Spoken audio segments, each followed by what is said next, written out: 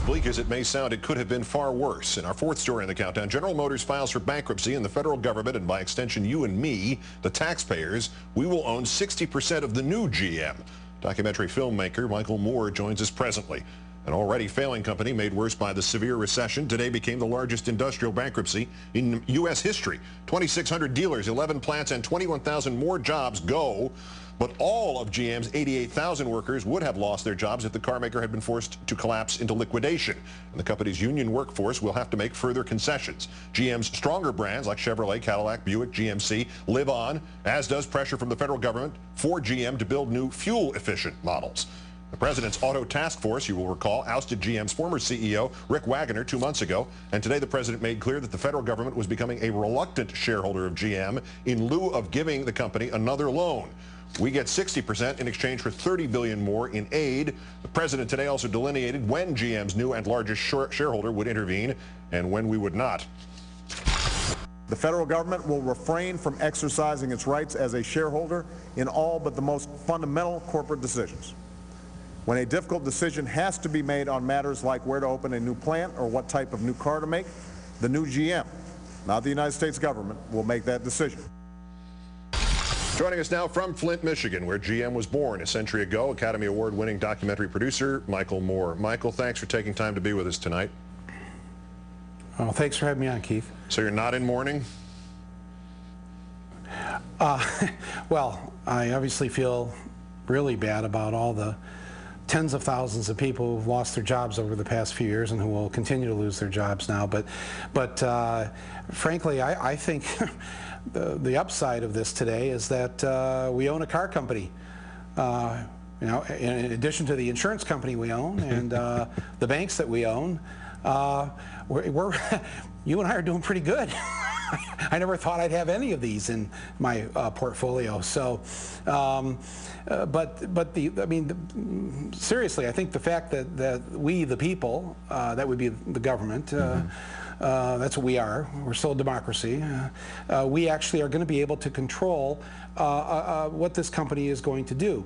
And I know President Obama says that he's going to have a hands-off approach to how they're going to run the company from day to day, but he hasn't really impressed me as a hands-off kind of guy, which is a good thing. This is a guy that fired the chairman of General Motors a number of months ago, so he's not exactly, I think that, I mean, in his hands and under his guidance, I think we have a good shot at something happening here. What I would want to encourage him to do is to not reform a smaller version of the old bad thing that we've had. A smaller GM it just means that instead of laying off hundreds of thousands, they'll just lay off tens of thousands. We need to protect our industrial infrastructure, as I've said many times before, so that we are using these factories to build the things that we need.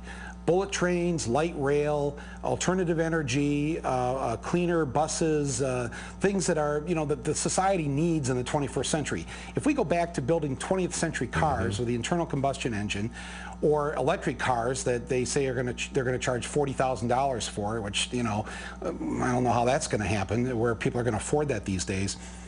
GM has got to, as I said, today I wrote this thing on my blog, and I just said that we have to kill GM in order to save it.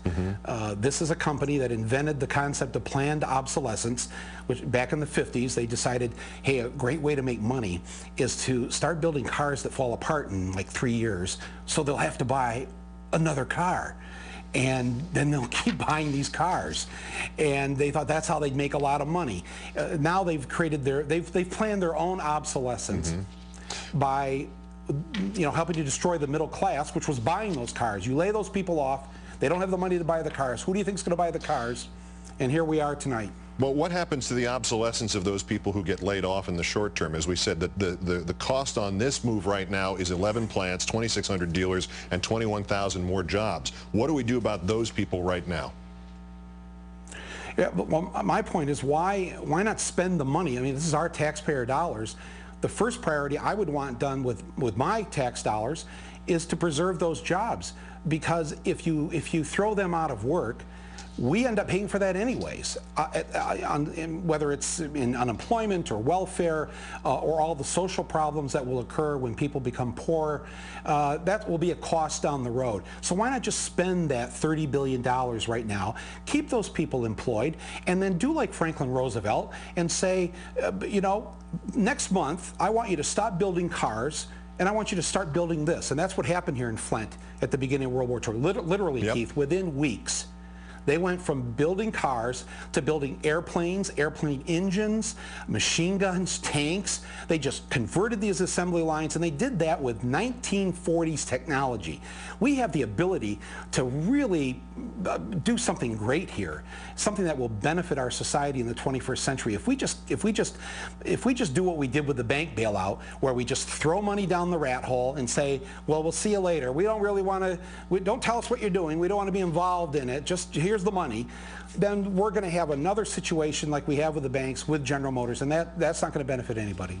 So, you know, my great-grandfather turned down $1,000 worth of stock in General Motors in like 1909 or 1910 so he could buy Polish government war bonds instead. It sounds like a joke, but it's absolutely true. Now it turns out he made the right choice.